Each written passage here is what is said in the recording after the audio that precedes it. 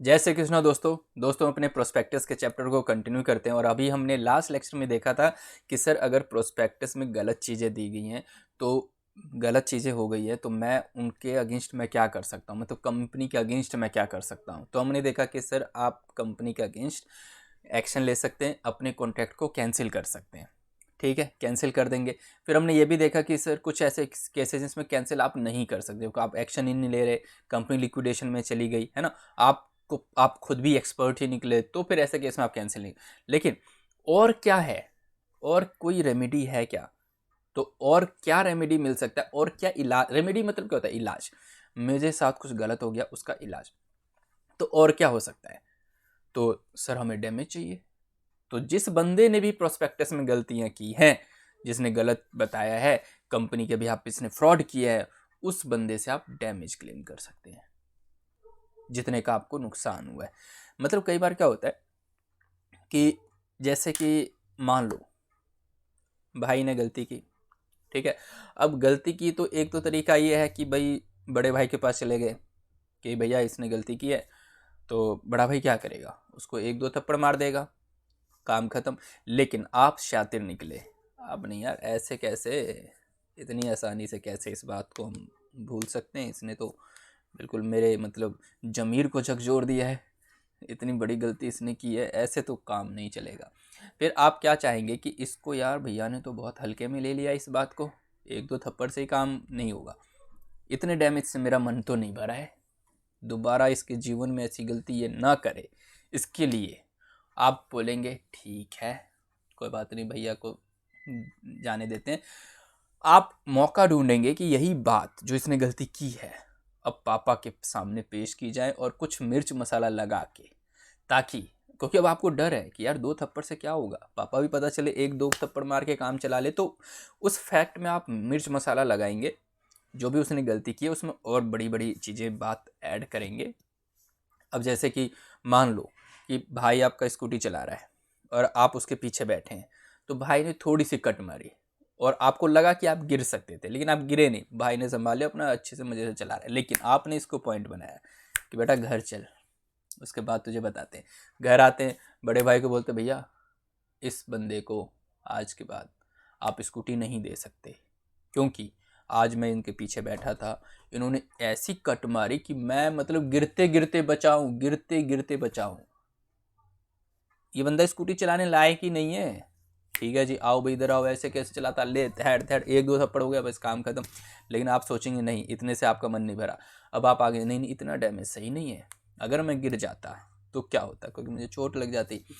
तो अब आप जाएंगे अपने पापा के पास और मिर्च मसाला लगाएंगे, पापा पता आज क्या हुआ, हम स्कूटी से जा रहे थे, पीछे बैठा था मैं, भैया ने ऐसा कट लिया कि सामने ट्रक है और इधर से हम है, मतलब ये सोचिए कि एक दो इंच का बस फासला रह गया था हमारे और ट्रक के बीच में। वहां से मतलब मैंने अपनी आंखों से मौत को देखा है पापा, मौत को। मैं आज बिल्कुल मौत से मिल के आया हूँ, आज फाइनली मुझे पता चला कि मौत होती कैसी है, मौत इतनी ज़्यादा खतरनाक कैसे होती है, आज मुझे पता चला है। ये बंदा बिल्कुल स्कूटी का मतलब चलाने के लायक नहीं, ये तो छूने के लायक नहीं है पापा, ऐसे कैसे आपने अलाउ कर दिया इनको स्कूटी चलाना। अब आपने बिल्कुल फैक्ट को देखिए किस लेवल तक ले गए हैं आप अपनी जो एक कमीनापन है जो आपके अंदर का, जो एक मतलब उसको एक बिल्कुल एक हाई लेवल पे ले गए कि भाई इससे ज़्यादा और कमीनापन मैं नहीं दिखा सकता। मैं अब बिल्कुल अपनी परफॉर्मेंस पे आप बिल्कुल अपने आप को ही तारीफ, अपने आप पे ही ताली बजा रहे हैं, वाह that was the best performance of my life. अब पापा क्या करेंगे? अब आप पापा को एडवाइस भी कर सकते, नहीं नहीं पापा नहीं, थप्पड़ बिल्कुल नहीं, आपको चोट लग सकती है, डंडा है मेरे पास, आप इससे अपना काम चलाइए। अब दो चार डंडे लग जाएंगे। अब आपको अगर तसल्ली मिल गई है कि चलो जी ठीक है, अब थोड़ी सी तसल्ली मिली, ऐसा जनरली होता भी है, ऐसा इसलिए भी करता है वो भाई जो सामने वाले को पिटवाने के लिए, क्योंकि उसको स्कूटी नहीं चलाने के लिए दिया जा रहा होता है ना घर में। तो ये सोचता है भाई जब मुझे नहीं तो फिर इसे क्यों, और अगर इसे है तो फिर कौन से ऐसे तरीके अपनाएं कि इससे ये राइट छीन लिए जाए। और क्या होता है, अगर एक बार किसी को राइट मिल जाए ना कि हाँ भाई तू स्कूटी चला सकता है, तो बंदा ऐसे खुले में घुमाता है स्कूटी, ऐसे गोल गोल घुमा के, और बल्कि उस बंदे को और दिखाता है जिसके पास राइट नहीं है। तो वो क्या करे, पहला अटैक उसके राइट पे होता है कि भैया इसका राइट छोड़, मतलब एक बार इसका राइट अगर छिन जाए ना कि भाई ये बंदा भी स्कूटी नहीं चला सकता, तो फिर ज़्यादा चांस हो जाता है सामने वाले की स्कूटी चलाने का, क्योंकि मान लो कि उसका उसका भी राइट चला गया, ये स्कूटी नहीं चलाएगा। तो अब जो दो बंदे हो गए जिनके पास राइट नहीं है स्कूटी चलाने का, तो अब वो दोनों मिल के चलाएंगे स्कूटी, और एक साथ चलाएंगे मिल के, और उनके बीच का जो प्यार है अब वो एक एक्सट्रीम लेवल पे जाएगा। मतलब वो एक ऐसा टाइम आ गया कि एक दूसरे के बिना जी नहीं सकते, एक दूसरे के बिना रह नहीं सकते, कहीं जाएंगे तो एक दूसरे के साथ जाएंगे, खाएंगे तो साथ खाएंगे, सोएंगे तो साथ सोएंगे। मतलब इतना प्यार दो भाइयों में हो जाता है जब एक कॉमन राइट दोनों के पास ना हो।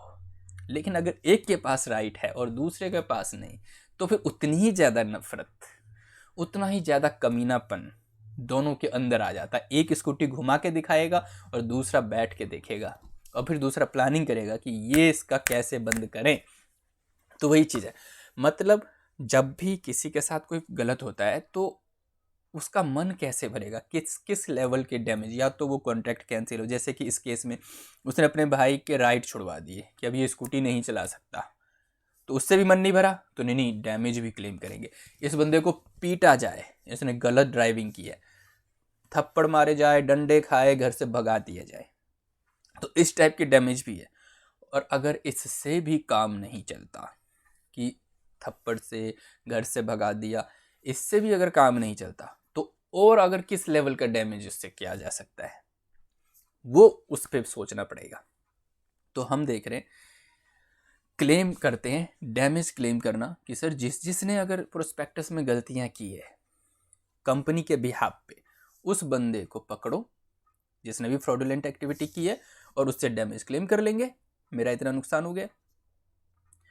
फिर उसके बाद those who purport on act of behalf of the company were authorised, और जो बंदा ऑथराइज्ड है, जिसके साइन दिख जाए ना पेपर पे, वही बंदा ऑथराइज्ड है, उसने गलत किया है हमारे साथ, उसको पकड़ो। और he has actually suffered loss. पता चले इतना सब कुछ तो हो गया, लेकिन जो इतना शोर मचा रहा है शेयर होल्डर, उसको एक्चुअल में लॉस ही नहीं हुआ, अब उसको एक्चुअल में डैमेज ही नहीं हुआ। अब देखो उस भाई वाले एग्जाम्पल में जो इसने ये जो बात बताई कि बस 2 इंच का फासला रह गया था मेरे और मौत के बीच में, अब पता चले उस बंदे को खरोच भी नहीं है, तो क्या होगा। और अगर उसकी सच्चाई का पता लग जाता है, मान लेते किसी एक भाई ने अगर उसकी वीडियो बना रखी हो जिसमें ऐसा कुछ था ही नहीं, ट्रक तो दूर दूर तक नहीं था, इवन उस रोड पे कोई, मतलब एक स्कूटी के अलावा कोई और है ही नहीं। हाँ ठीक है, उसने कट ऐसा लिया, लेकिन पूरे रोड पे कोई और नहीं है, क्योंकि वो सुबह 4 बजे चला रहा है स्कूटी, तो वो बहुत सूता जाएगा।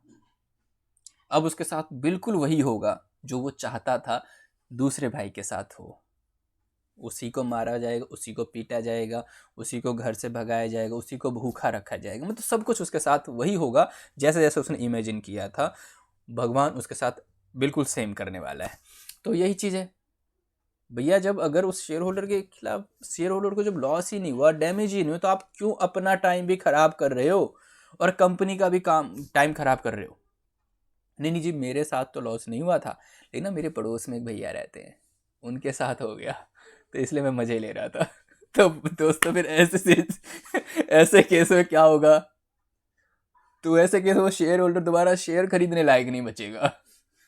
तो इसीलिए ज़्यादा मज़े नहीं, ठीक है ना।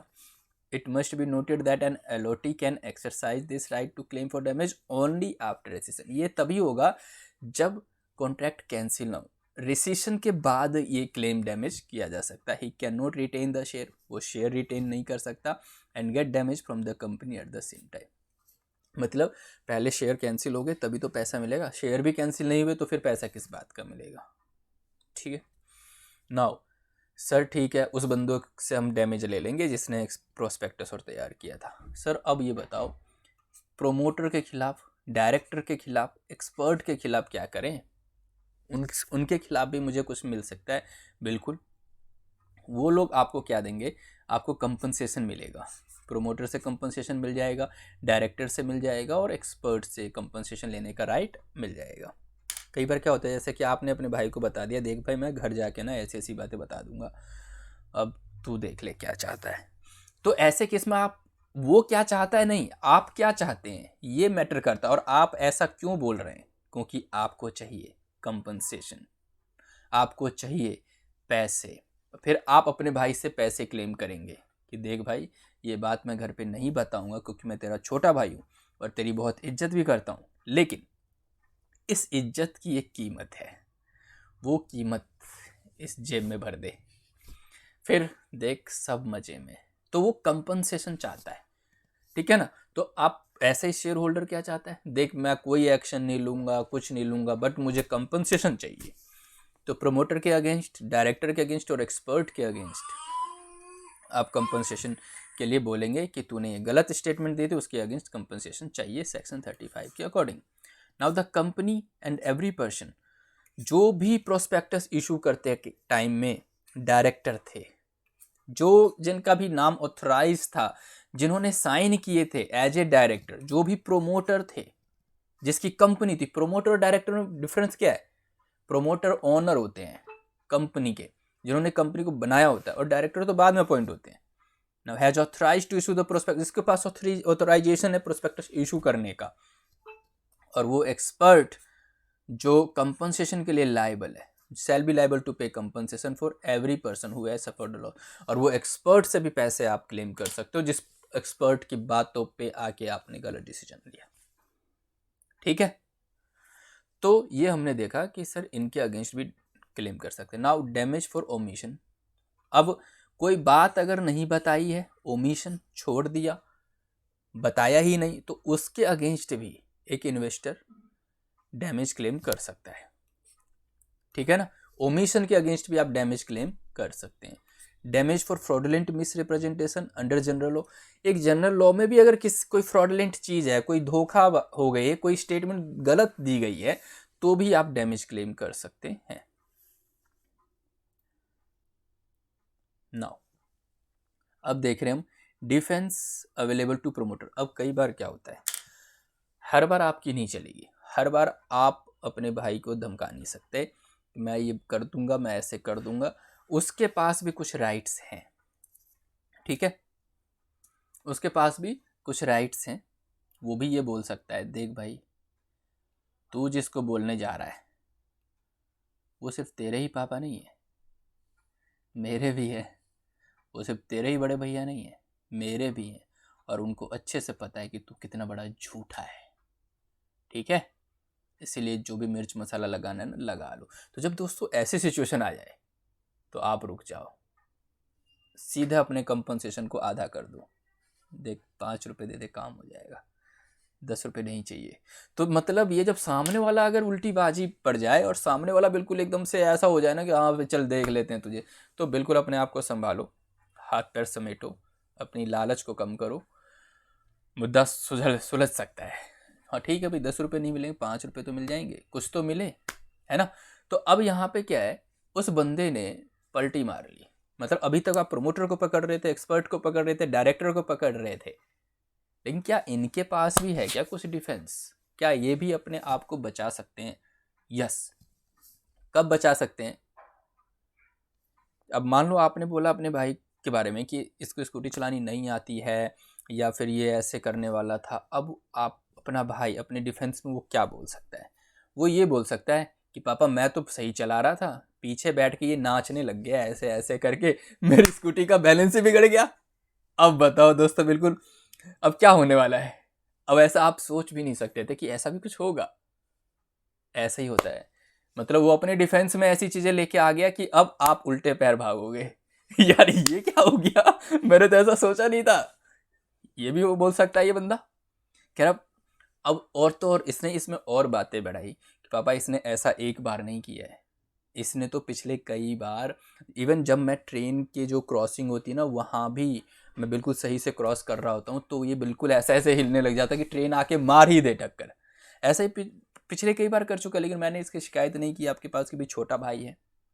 अब देखो वो किस लेवल पे खेल रहा है, मतलब तुम्हें लग रहा था कि तुम कमीनेपन की हद पार कर रहे हो, लेकिन वो तुमसे 2 कदम आगे। और जब इस टाइप की सिचुएशन आए, तो मैंने लास्ट लेक्चर में बताया था कि जब भी ऐसी सिचुएशन आए तो क्या करना होता है, हाथ बैंड कीजिए, स्माइल पास कीजिए और बिल्कुल बिना सोचे समझे निकलिए वहाँ से। अगर वो पापा के पास है तो आप पहुँच जाओ मम्मी के पास, अगर वो भाई के पास है तो पहुँच जाओ बहन के पास, या फिर अपने उन सारे एरियाज को स्ट्रॉन्ग करो जहाँ पे तुम वीक हो, उन सारे बंदों को अपनी तरफ ले लो जो आपको सेफ गार्ड प्रोवाइड कर सकते हैं।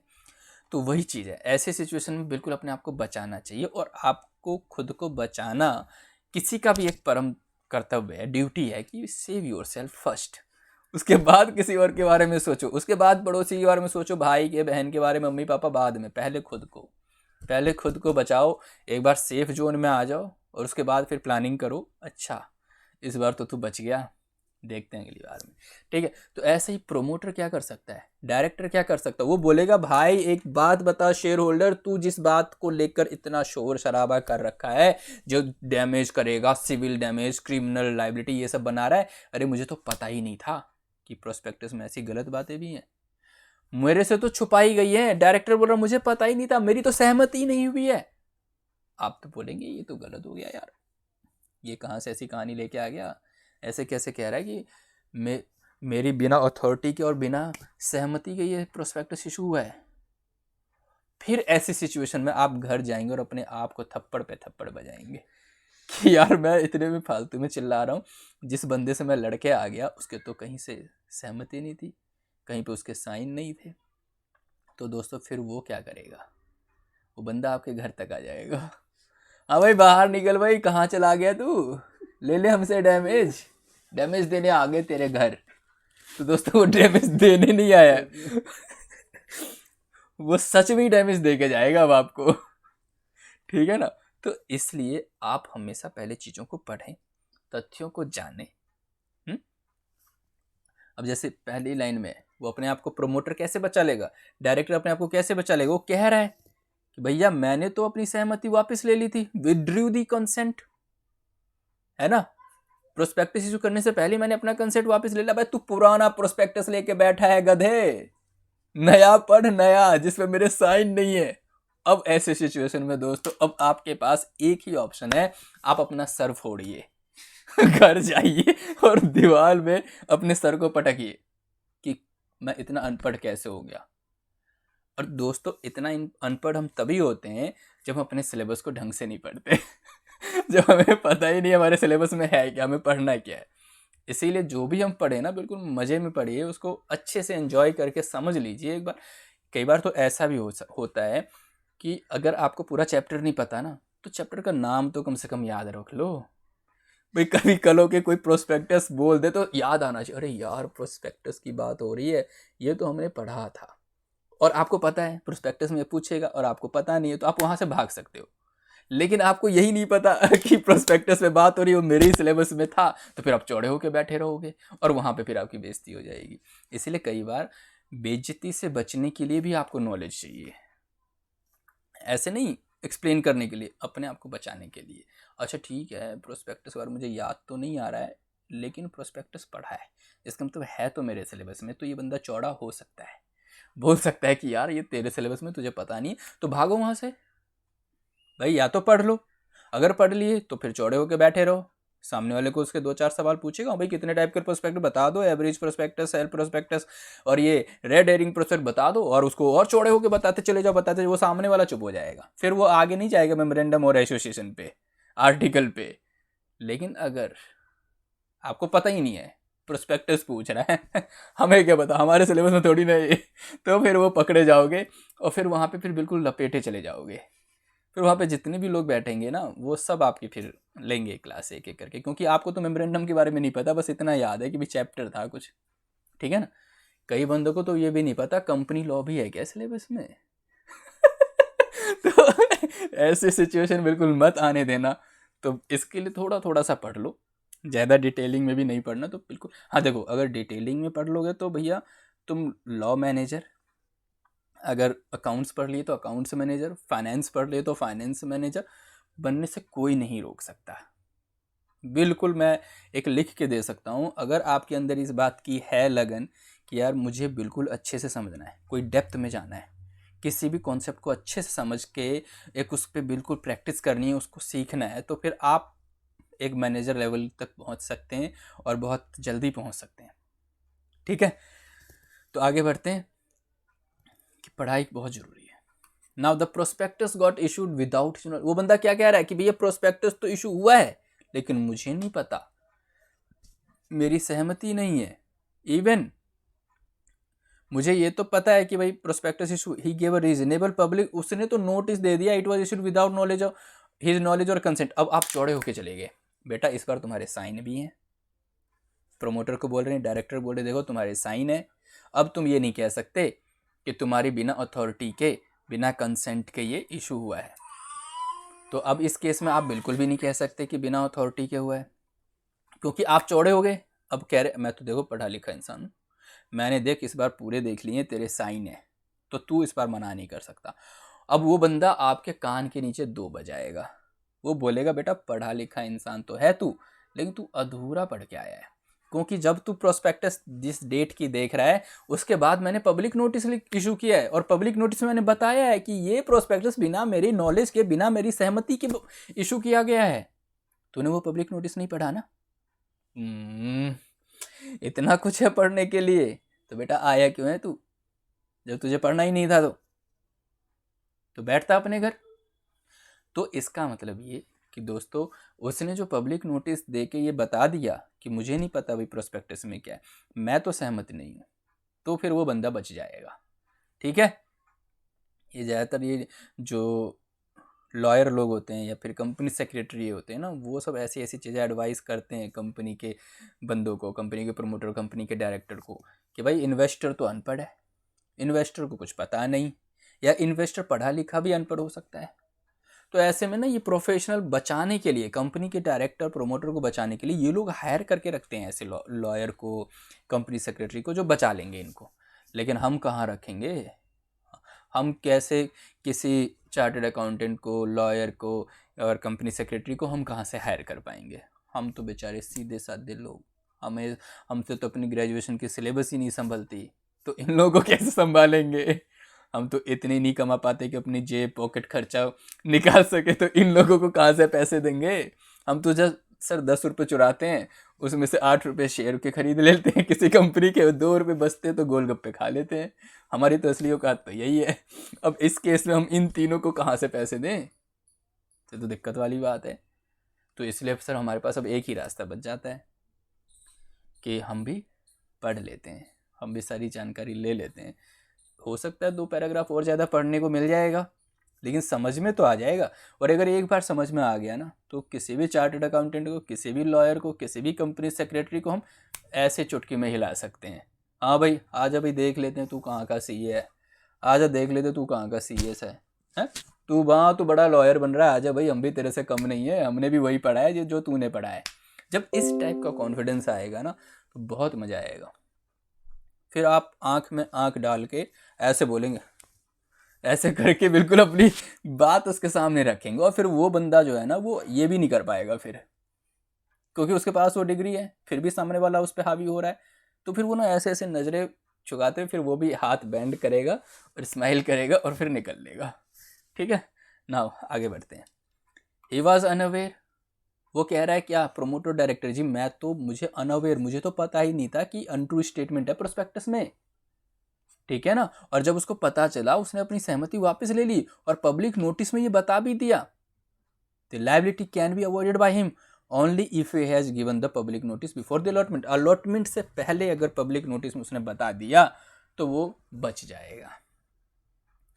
Now he has a reasonable ground to believe that the statement was true and in fact believe it to be true till the time of allotment. उसके पास पूरे ऐसे थे, वो ये कह रहा है कि सर देखो मेरे पास तो ऐसा क्रिएट किया गया, मुझे तो ऐसा बताया गया कि ये सब कुछ ठीक है, मुझे तो पता ही नहीं कि ऐसी चीज़ें गलत हैं, तो बच सकता है।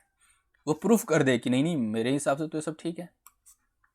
और ये कहता है statement was correct, fair representation or extract or true copy of an expert report and expert had given his consent and had not withdrawn it, the director it is not liable. वो ये बोल सकता है director कि sir हमने तो जो भी काम किया एक्सपर्ट के कहने पे किया है, और देखो एक्सपर्ट की रिपोर्ट है हमारे पास, हमें तो नहीं पता टेक्निकल फिजिबिलिटी, हमने तो मार्केट एनालिसिस की नहीं है, हमने तो एक्सपर्ट को हायर किया हुआ था और एक्सपर्ट ने ये सारी चीज़ें बताई हैं। तो मुझे तो बिल्कुल नहीं। ऐसा करो, आप एक्सपर्ट को पकड़ो, आप एक्सपर्ट का सर फोड़ो, एक्सपर्ट के हाथ पैर तोड़ो, बट मुझे छोड़ दो, क्योंकि हमने एक्सपर्ट को हायर ही इसीलिए किया था। फिर जो एक्सपर्ट कौन थे, हो सकते हैं मार्केटिंग एक्सपर्ट हो, लॉयर्स हो, कंपनी सेक्रेटरी हो सकता है चार्टर्ड अकाउंटेंट हो। फिर अब आप उनके सर फोड़ो, आ जा भाई तेरी डिग्री देख लेते हैं, अब तू इस डिग्री को साइड रख, तू तो अब सूता जाएगा, है ना। तो इस टाइप की चीज़ें होती हैं, एक्सपर्ट होते हैं ये सारे। Now the statement is a correct and fair representation or extract or true copy of an official document or is based on the authority of official person, no liability attach to the director or promoter ETC. मतलब कोई भी director or promoter के ऊपर liability नहीं आएगी जब correct और fair representation हुआ है, करेक्ट डॉक्यूमेंट दिए गए ऑफिशियल डॉक्यूमेंट पे, और वो भी जो ऑफिशियल पर्सन है उसकी अथॉरिटी में अगर हुई है, तो जो ऑफिशियली ऑथराइज हुआ होगा पर्सन। दोस्तों क्या होता है, डायरेक्टर या प्रोमोटर लोग बहुत बड़े लेवल पे काम करते हैं, उनके पास इतना टाइम नहीं है कि लॉ में क्या लिखी गई है, कहाँ मुझे साइन करना। उनको तो बस ये होता है कि वो जो ऑथराइज्ड पर्सन है वो बता देते हैं, हाँ सर यहाँ पे साइन कर दो, सर यहाँ कर दो, यहाँ कर दो, वो तो बस साइन कर देते हैं। लेकिन कल हो के अगर कुछ होता है तो बोल देगा कि भाई मेरे पास तो सीईओ था, मेरे पास सीएफओ था, मेरे पास चार्टर्ड अकाउंटेंट थे, कंपनी सेक्रेटरी थी, इन लोगों के ऑथराइजेशन के बाद ही मैंने तो किया है साइन। तो वो अपनी बातें इन पे टाल सकते हैं प्रोमोटर और डायरेक्टर, और वो जो ऑथराइज पर्सन होंगे वो फंसेंगे।